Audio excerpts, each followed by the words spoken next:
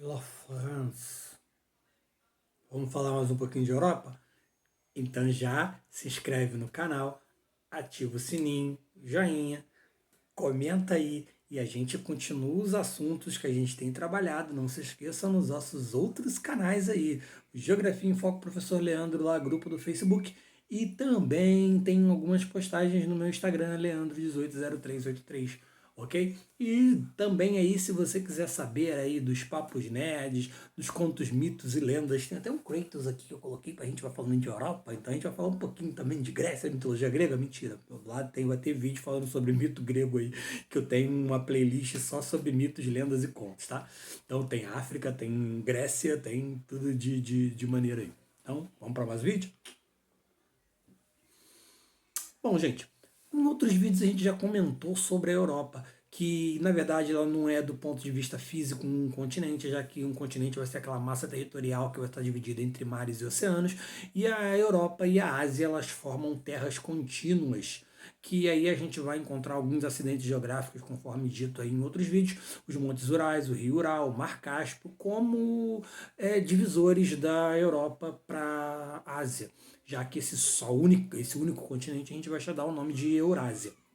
A Europa, no caso, ela moldou muito aí da cultura de grande parte do mundo, que é o que a gente vai chamar de cultura ocidental. O nosso vídeo aqui, os textos que vocês vão ler sobre esse assunto, vão estar escritos em português, que é justamente uma língua europeia. Aqui, ó. Vários são os povos do passado e de grande fama que habitavam a Europa: os latinos, celtas, saxões, anglos, germânicos, eslavos, entre outros. Não é à toa que a América anglo-saxônica, Estados Unidos e Canadá, recebe esse nome justamente para isso. Lá, os dias da semana em inglês, eles vão estar remetendo a deuses nórdicos. Ó, tem vídeo aí falando sobre mitologia nórdica. E tem um vídeo falando sobre a Península Escandinávia, porque a Europa é recortada também em várias penínsulas ali, tá? E também a gente tem os dias da semana em, em espanhol, era para ser em português também, mas tem um casinho que eu conto em outro momento, que a gente trocou os nomes dos nossos dias da semana que homenageavam deuses romanos, igual ao que é em espanhol, por feira, tá? A segunda-feira, terça-feira, quarta-feira. O feiria seria dia de descanso, aí teve um, falei que ia contar em outro vídeo, estou contando agora, que tinha um padre, se eu não me engano, que queria justamente que durante a Semana Santa não tivesse essa homenagem aos deuses romanos, e aí ele trocou para feiria, que seria dia de descanso durante a Semana Santa, e acabou ficando para sempre aí o nosso feira, segunda, terça, quarta, quinta, sexta-feira. O continente quase todo foi dominado pelo Império Romano, como a gente falou aí, são latinos, o português, o espanhol, o francês são línguas originárias do latim, por isso aqui, ó, México, América Central, América do Sul é chamada de América Latina. Nós somos apenas um rapaz, eu sou apenas um rapaz latino-americano. Então, porém, posteriormente, os demais povos europeus, os romanos tiraram isso dos gregos, tá? Então, a cultura ocidental, basicamente, ela é baseada no cristianismo e na cultura greco-romana. Os outros povos europeus, para os romanos e também, como era para os gregos, eram chamados de bárbaros. Foram depois, com o tempo, paulatinamente derrubando Roma, mas não antes dela estabelecer algumas coisinhas, tá? Então, Europa é gigantesca, a gente pode regionalizar ela por diversos aspectos. Alguns aspectos mais comuns são os aspectos de divisão da Europa políticos, tá? Ó, existem diferenças marcantes dentro da própria Europa. Então, quando a gente está se referindo a algo que esteja acontecendo na França, a gente não fala lá na Europa está acontecendo isso, porque o que está acontecendo na França não está acontecendo na Alemanha. As línguas são diferentes, alguns hábitos culturais, apesar deles, de grande parcela dos países estar junto dentro da União Europeia, tendo moeda única, que a gente vai falar. Tem vídeo falando sobre o bloco econômico aí, vai ter um vídeo depois falando só sobre a União Europeia.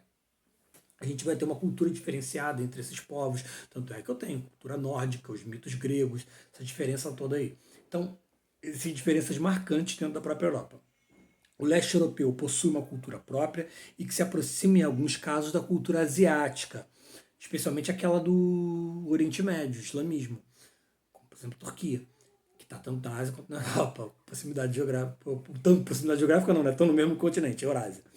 Enquanto que na Europa Ocidental possui uma cultura diferenciada e que é aquela que se expandiu por boa parte do mundo, que aqui a gente está sendo representante disso daí. A gente fala aí que a nossa cultura é aquele misto do negro, do índio e do português europeu, porcaria nenhuma. A maior parte esmagadora da nossa cultura é derivada da Europa e as culturas indígenas e a do próprio negro é bem perseguida, né? Vide as religiões afro, como elas são perseguidas pra caramba.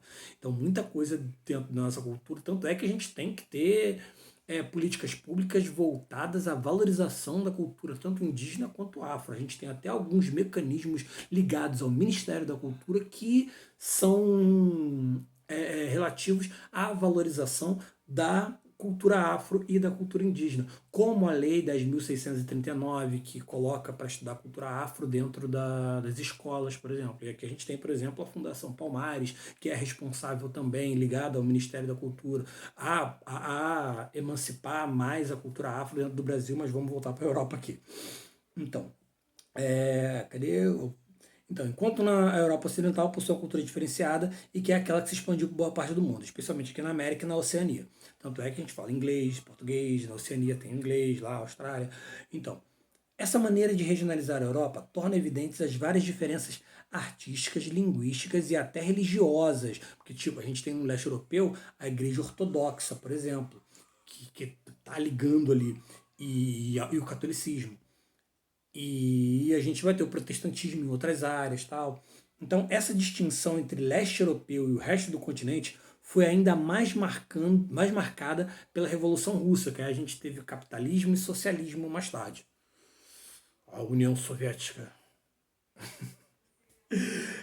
Que a Revolução Russa que foi lá em 1917, com o Lenin promovendo a revolução do proletariado, acabando com os czares na Rússia e a formação mais tarde, em 1922, da União Soviética. O período posterior à Segunda Guerra Mundial, que foi a Guerra Fria, é aquele período em que a gente se consolida a chamada cortina de ferro. Então, com que aí a gente vai ter os países socialistas do leste europeu e os países capitalistas, que então tinha essa barreira aí que eles não é uma cortina de ferro de verdade não, tá, gente? É uma cortina sanitária ali que eles vão estar tentando impedir o avanço do capitalismo. O capitalismo vai fazer a mesma coisa. A gente vai ter... Tem vídeo falando sobre a Guerra Fria, tá? Então, essa divisão perdurou até o início de 1990, quando a União Soviética terminou, quando ela faliu, e os vários países que compunham a mesma se desmembraram em vários outros países menores. A divisão da Alemanha também, que durante a Guerra Fria a gente tinha a Alemanha Ocidental e a Alemanha Oriental. Isso teve a unificação da Alemanha depois do fim da União Soviética, com a queda do Muro de Berlim, que foi o símbolo, um dos principais símbolos do fim da Guerra Fria. Então, a Alemanha Ocidental era a Alemanha capitalista, a Alemanha Oriental socialista, que é a República Democrática Alemã socialista, e a República Federativa Alemã, que é a capitalista. Sendo que cada uma delas estava diretamente relacionada a uma das regiões europeias. Quando as duas Alemanhas se unificaram e o muro que dividia a capital, Berlim, em duas foi derrubada, deu-se início ao processo de reaproximação entre as duas regiões. A Europa possui também duas organizações políticas militares, a Organização do Tratado do Atlântico Norte, a OTAN, que foi criada pelos Estados Unidos justamente como um acordo militar durante a Guerra Fria, e essa organização existe até hoje, que era para impedir o avanço da União Soviética e manter os países capitalistas unificados. Caso sofressem algum ataque, todo mundo ia se ajudar. Que defendia os interesses dos países capitalistas, e durante ali a União Soviética fez a mesma coisa. Mesmos moldes, basicamente, da OTAN, que foi o Pacto de Varsóvia. Então, essas diferenças fizeram florescer na Europa os chamados grupos de política dissidente, especialmente o eurasianismo, que defende que há um modo de vida da Eurásia, certo? Que se opõe ao chamado atlantismo, que é a Europa Ocidental e a América, tendo como sua principal figura o senhor Alexander Dugin, que é um dos homens fortes do atual presidente russo, Vladimir Putin, aquele que adora cachorrinhos.